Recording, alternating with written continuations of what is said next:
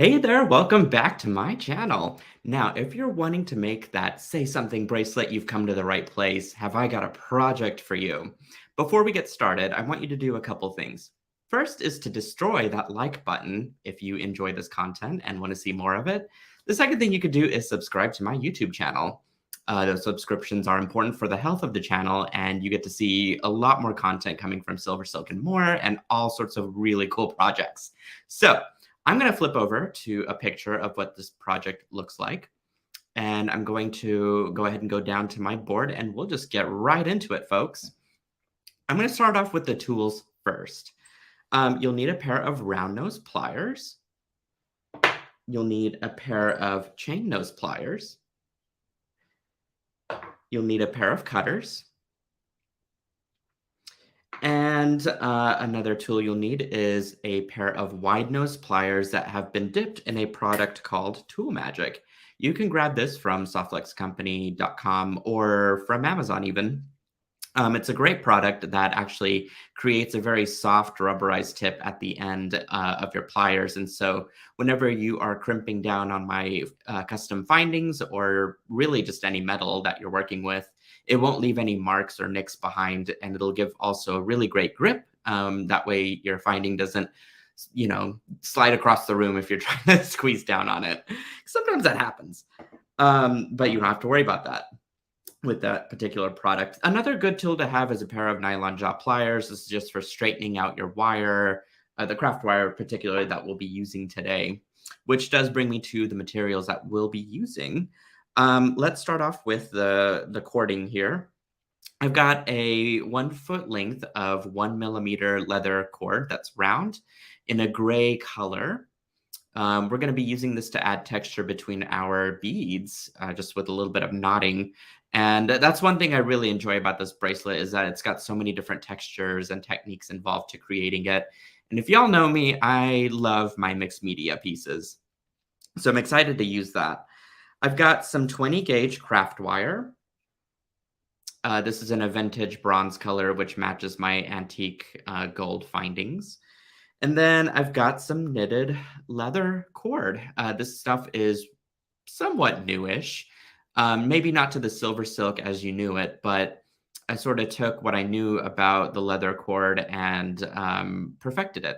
So it's a little thicker from the past that you may have purchased, or if you're new to it, then boy, you're in for a treat because this stuff is so fun to use. Before you couldn't really knot with any of my SilverSilk chains, and the the knitted leather cord makes it possible to now create all sorts of knots and fun techniques that we weren't able to do before. And it's just a beautiful texture knitted over a soft leather cord, and the color combinations are just really wild what we can come up with. And so this one's more of a rustic feel. I was able to customize the color based on the beads for this project, so that kind of made it really cool and fun. But I'm using a 1 foot length, give or take. You don't need very much, just enough to go around halfway around your wrist.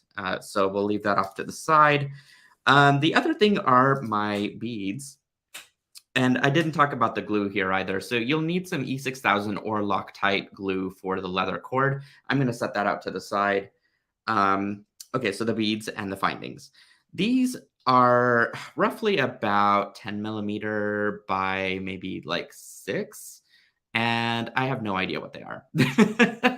Along with these guys here too, because they're gorgeous, right? I found them in Tucson in a bin, and I don't know anything else besides the fact that I am in love with them. And I had to get them, and I had to use them for this project because these are super, super pretty. If you know what stones these are, leave a comment, and I'd like to know, because my silkies are always teaching me all kinds of new stuff, and I definitely want to learn with you guys. And I am not a stone guy because I have no idea what the actual stone is, but I do know that I love it, and I do know that it is fashion forward, including this little cool beehive sort of cut to this bead. It makes a great focal. I really, really love it. It's about 1 inch in width, and just a really great statement piece for the bracelet. So you'll need a focal, And then you'll also need some bindings. So these are my triple strand end caps. These are custom created for SilverSilk.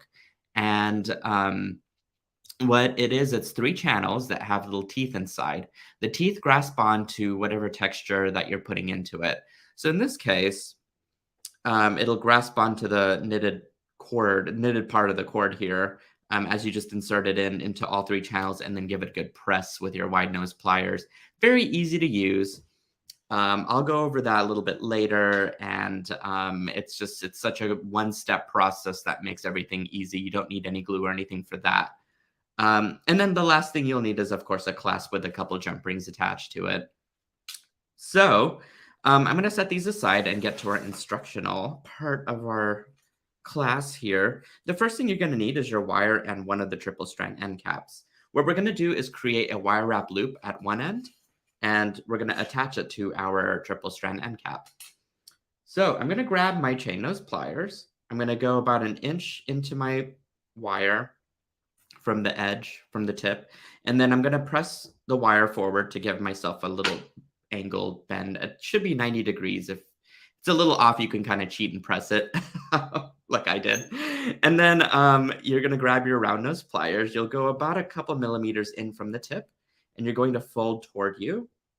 And then I'm going to switch sides. So you can see one of the mandrels of my pliers is below the elbow here of my wire. And then I'm going to switch places so that now my bottom mandrel is inside of the loop that I'm starting to form.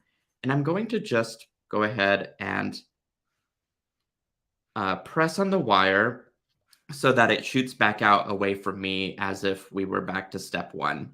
So I should have another 90-degree angle bend and a somewhat round-ish loop. If your loop is a little egg-shaped like mine is right now, you can grab your chain nose pliers and just give it a good little squeeze. Not to do it too much, but just enough to get that round shape. And then I'm going to just coil this. But before I do that, I'm going to slip this in. I've done this so many times that I forget to actually insert my finding or whatever into the loop. But you want to do that before you coil out your wire. And again, I've made that mistake before, so I'm going to catch myself this time and do this properly. Okay, just give it a good couple coils there, no big deal. And I'm going to just trim this right off. I usually trim it at an angle so that my whenever I take my pliers and sort of form that last coil, it will kind of just go in pretty easily. It should just wrap right back in.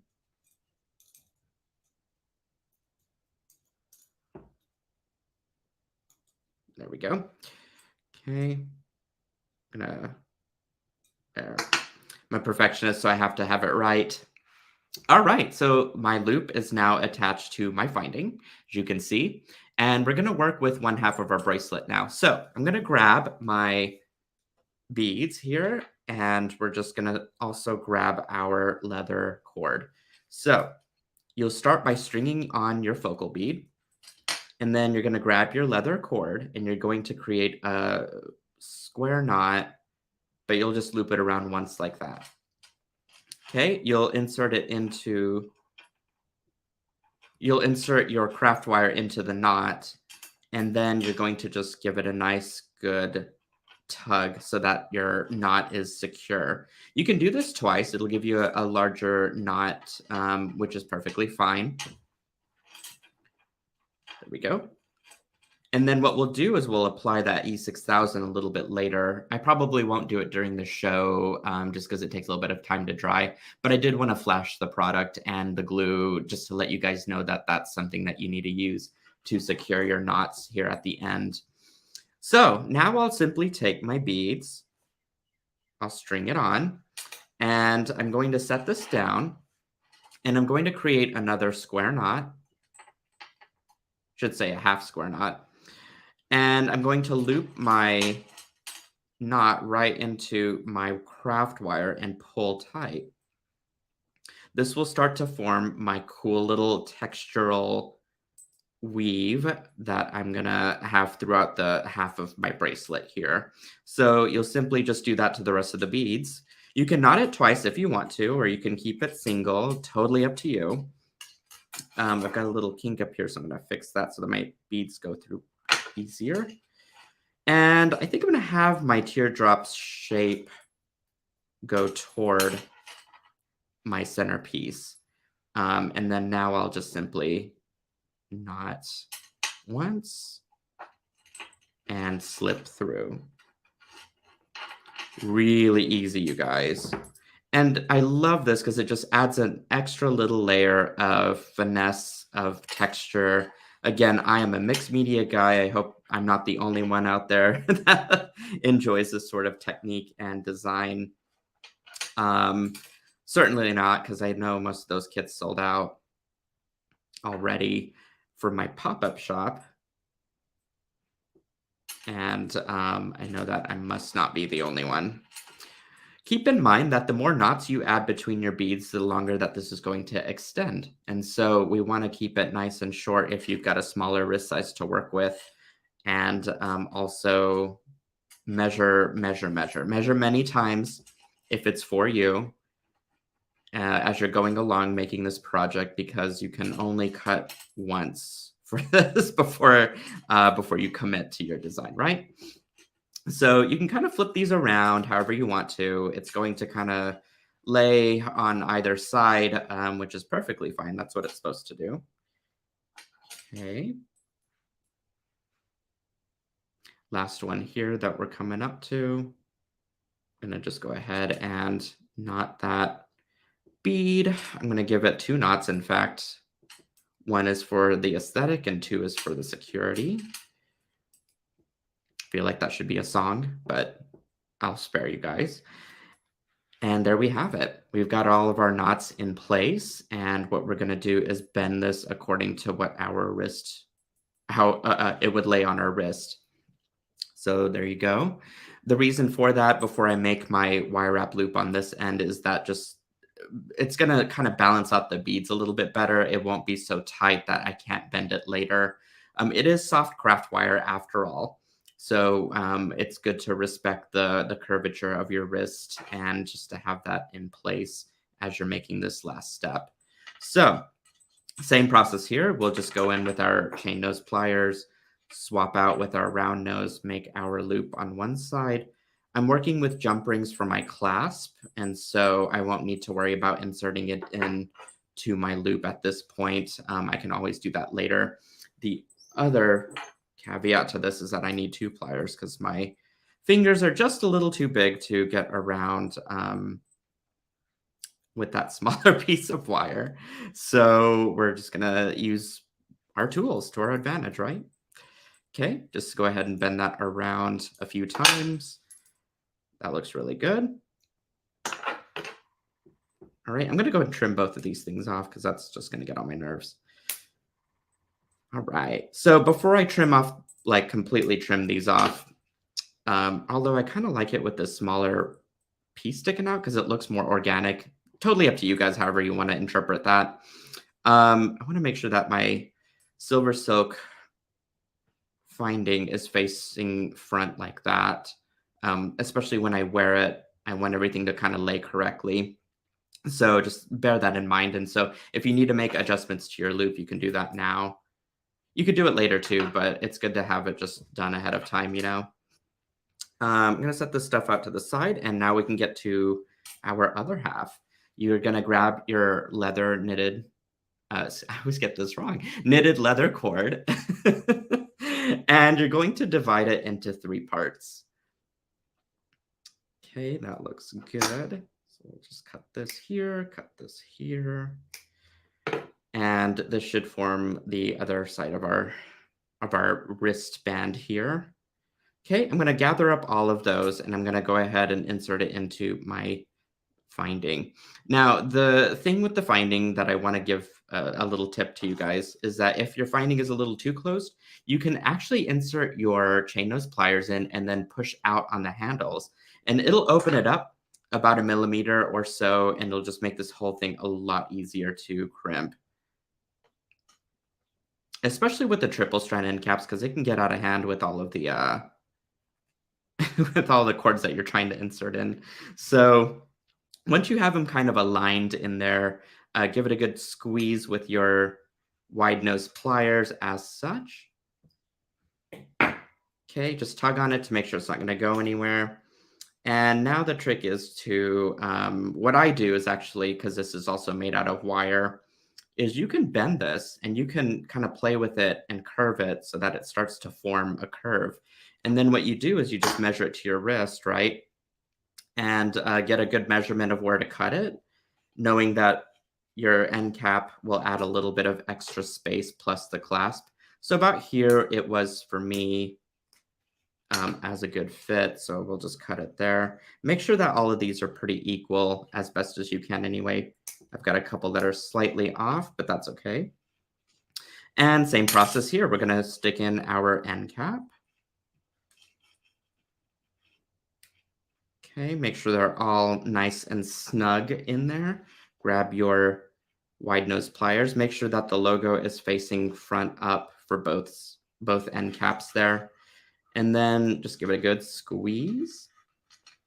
And there you have it, my darlings, my silkies. We've got this fabulous little bracelet that's been put together. I'm going to put on my clasp. And I guess the last step really is the glue. So maybe we can go ahead and just do that and call it complete, right?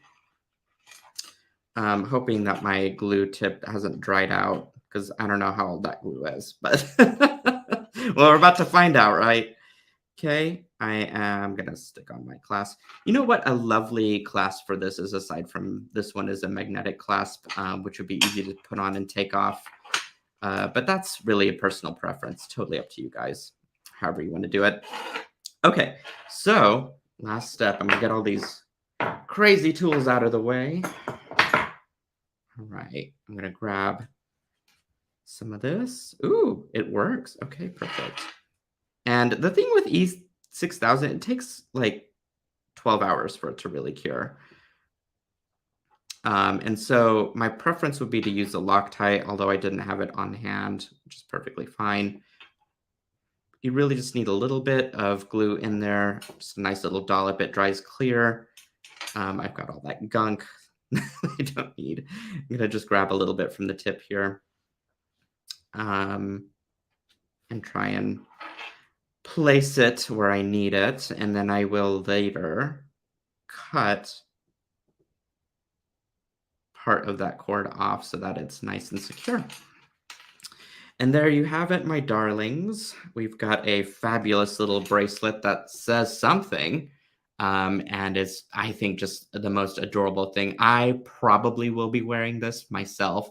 I think it's got a really great, bulky, I don't know, masculine feel about it too. Even though it's got the shinies on the ends there. But I am just in love with it, and you know how I feel about mixed media pieces. So I am going to just flip back around to my face, and I want to say thank you so much for joining me. Again, if you enjoy this content, please give this video a giant thumbs up, and be sure to subscribe to my channel. You can find out more about SilverSilk at silversilkonline.com. You can follow my Instagram, and you can also follow us in the SilverSilk Silkies Facebook group. There we have a great community of thriving designers that work with SilverSilk all the time and post their designs. And man, it just blows my mind and it's so inspiring. So we want you to come and join us. All right. Well, that's it for my tutorial. And until next time, I hope you guys stay creative and excited about SilverSilk.